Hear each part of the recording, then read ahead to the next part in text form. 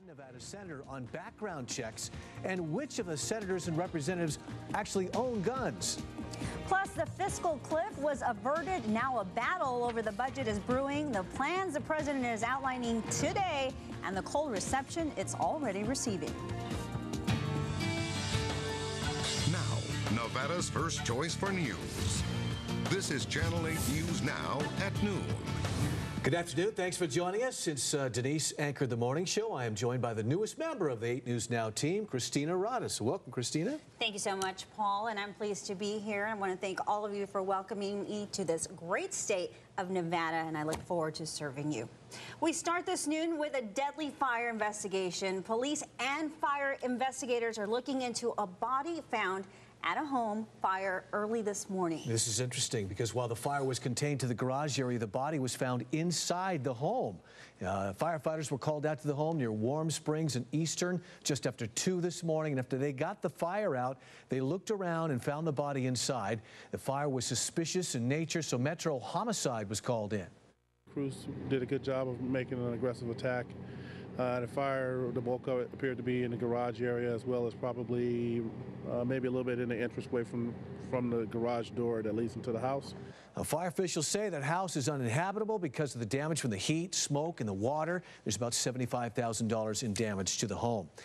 Meanwhile, the smell of smoke caused an evacuation early this morning at the Excalibur Hotel on the Las Vegas Strip. An overheated ventilation motor is being blamed for the problem. A spokesman says one of the Excalibur's 4 towers was evacuated for a couple of hours.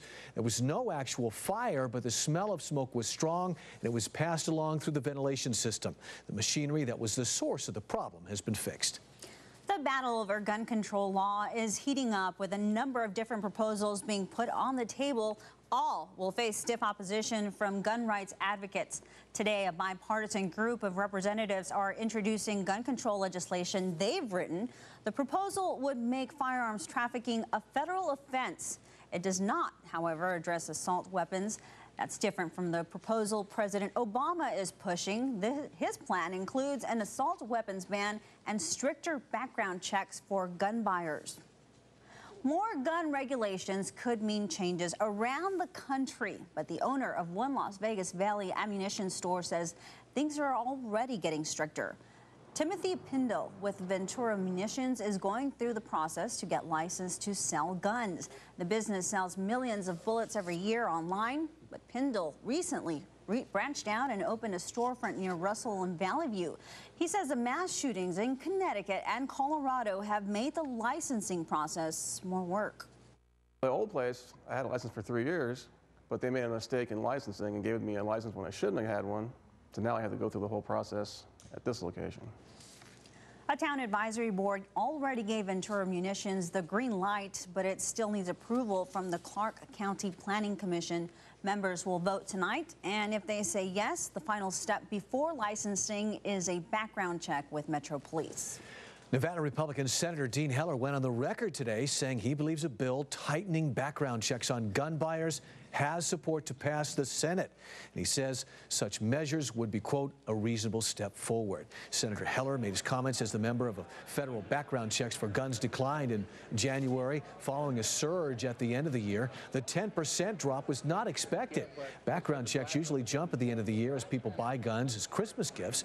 It was thought that gun purchases would stay at a high level as people tried to stay ahead of anticipated tougher restrictions on guns.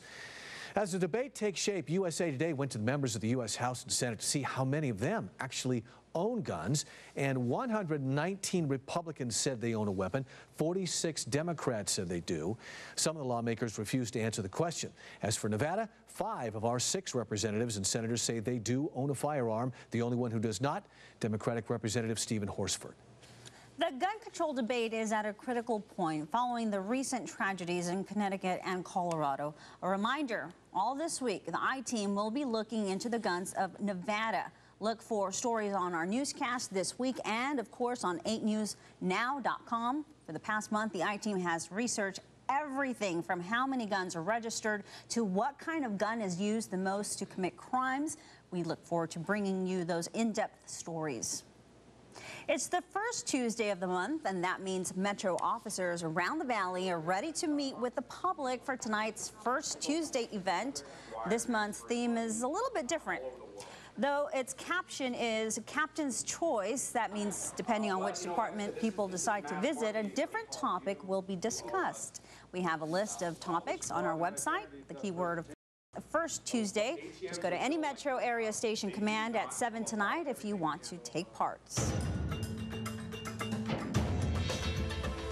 8 News Now has confirmed North Las Vegas Assemblyman Stephen Brooks will be taking a voluntary leave of absence for 60 days. And that's half of the legislative session. Brooks was in Carson City yesterday and spoke to Assembly Speaker Marilyn Kirkpatrick, thanking her and his other colleagues for the thoughts and prayers. He was arrested last month for allegedly threatening the Speaker's life. He was also recently sent to a mental health facility by Metro after a family incident. Brooks told the I-Team he personally apologized to Kirkpatrick on Sunday. He has also told them in previous interviews that he was innocent of the charges against him. Well, it's shaping up to be a busy week for lawmakers in Carson City. Speaker Marilyn Kirkpatrick pledged to focus on increasing education funding, using the governor's plan as a start. She told fellow lawmakers Nevada must stop finding nickel-sized solutions to dollar-sized problems. As for the state Senate, they plan on taking on the issue of taxes. I think we need to realize that without increased revenue, then we're just kind of rearranging the decks and the chairs on the Titanic. So I think it's important that we realize that if Nevada's going to progress, we have to figure out a way to get some more revenue. Ideas? Well, the teacher's tax is certainly an idea. We could raise sales tax 1%. We could have a corporate income tax. We could tighten up some loopholes. There's lots of things out there. Just there's a will, there's a way. Republicans are opposed to any tax increase, saying it would hurt businesses and prevent job creation. President Obama is asking Congress to head off automatic spending cuts that could hurt the economy if they kick in as scheduled March 1st. The president is proposing a smaller budget deal now and a bigger one for later. Danielle Nottingham has the latest from Washington.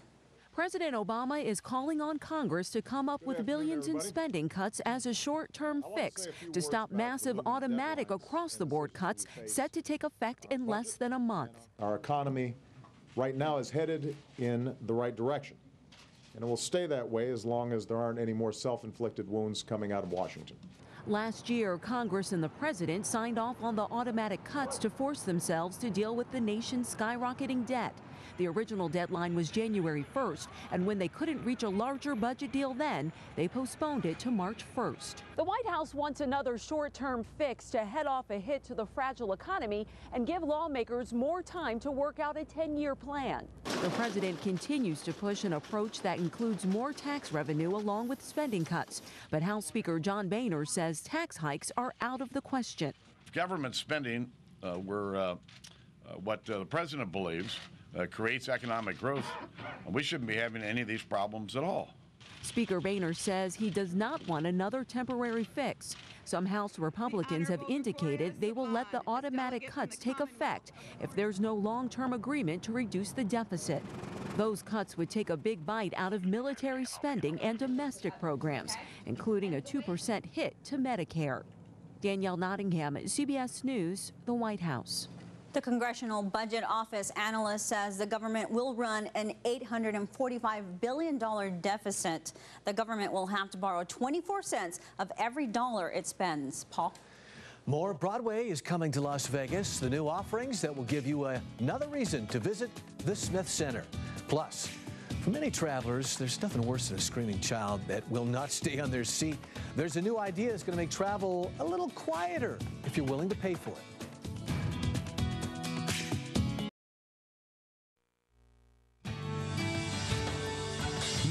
Nevada's first choice for news. This is Channel 8 News Now at noon. The trial against former Florida Neighborhood Watch volunteer George Zimmerman will move forward. A judge in the case denied his defense team's request to delay it. Zimmerman's attorney asked to push the trial from mid-June back to November. They claim the prosecutor has been slow to turn over evidence, which the state attorney says is not true. Zimmerman has been charged with second-degree murder in the shooting death of Trayvon Martin. He claims he acted in self-defense and has not pleaded guilty. There's a sense of relief in the small town of Midland City, Alabama, after the daring rescue of a 5-year-old boy from a week-long hostage ordeal. The FBI hostage rescue team stormed the underground bunker and rescued Ethan. That's the boy's name. The team killed the gunman holding Ethan hostage. The FBI grew concerned with Jimmy Lee Dyke's behavior by watching him through a camera. Ethan is reportedly okay and undergoing medical evaluations. The boy has a similar disorder to autism. He turns 6 tomorrow and will get a big welcome back party when he returns to school. I'm just proud that Ethan's going to be able to come back to school. We're looking forward to the day that he walks back in with open arms. The bunker where Ethan was held had running water, heat, and cable television, but no toilet. Dyke's motive for killing a bus driver and kidnapping Ethan may never be known. People in the town, though, say they had problems with Dykes in the past. Poor kid has a lifetime of therapy ahead of him, I'm sure.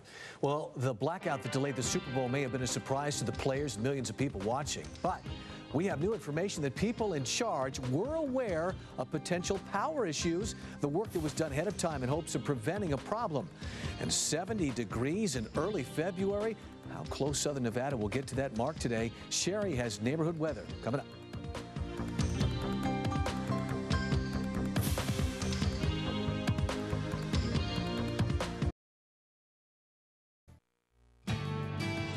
This is 8 News Now at noon with Paul Joncich and Denise Valdez.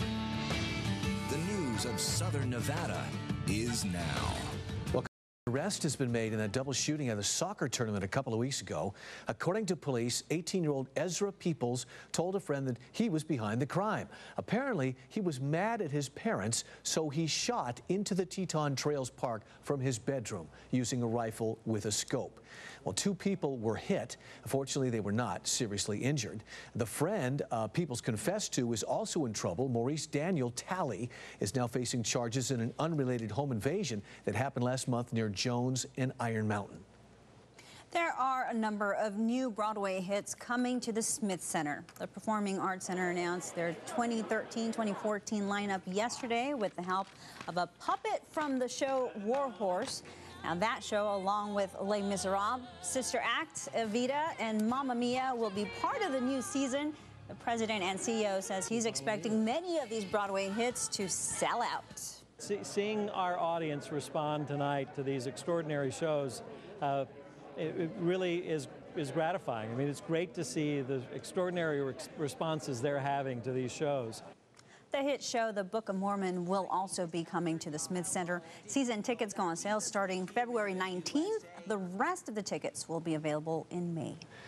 Meanwhile, authorities still trying to determine the exact cause of that power outage that delayed the Super Bowl Sunday.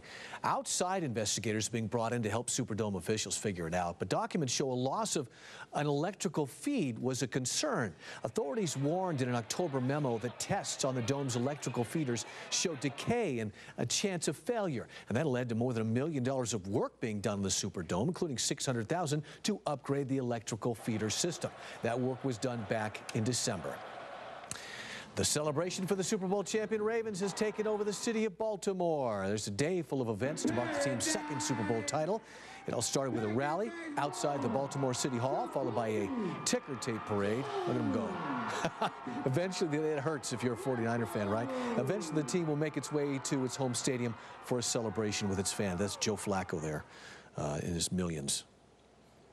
From Channel 8 News Now, this is Neighborhood Weather with Sherry Swensk. Beautiful sunshine, really easy weather for us here as we get into our first full week of February. Morning lows actually a little above normal because the afternoons have been so warm. Again, we're going to be pushing up around 70 degrees for so many neighborhoods. Overnight lows cooling down with clear skies, but we only managed to make it into some mid to low 40s. That's about it. Our morning low should be right around 41 degrees. Instead, we're going to keep it in the mid 40s because the afternoons are expected to be right up again around 70 degrees. The old record high for today is 78. Have you noticed that the daylight's starting to appear a little bit earlier? 6:38 is now the official sunrise time, and sunset at 5:11. Now the days are going to continue to get longer, and that sunrise will continue to get earlier as we approach daylight saving time, which is actually the third Sunday in March. So it's really not all that far away. All right, we've got our own concerns here in the desert, even though our weather seems to be pretty easy living. Ash and juniper are blooming now, moderate to even moderate high.